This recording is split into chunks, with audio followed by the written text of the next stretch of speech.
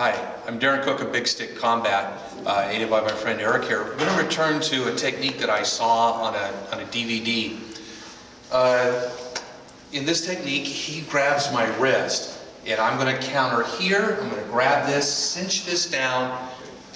Not necessarily a bad idea, except there's a couple of fatal flaws. Number one, why is he grabbing my wrist? He's not going to grab my wrist just to be grabbing my wrist. The next move is he's going to be yanking me forward or backward. He's going to be throwing that. And heaven forbid, what if that is a knife in that hand? If that is a knife in that hand, I am in bad shape.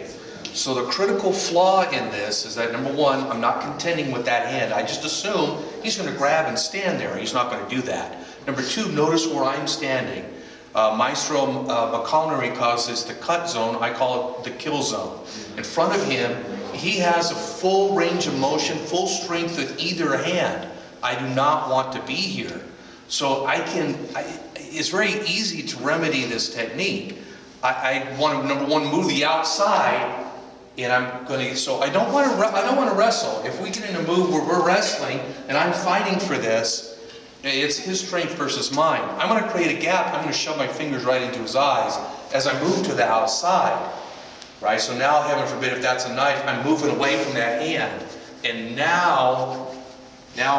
so it's just a simple, that's not a bad technique, but you have to be aware of the dynamics. As soon as he grabs, I'm not going to wrestle with him. I want to get that right in the eyes, move out. So also the other thing that happens, when his arm is in front of him, it's strong.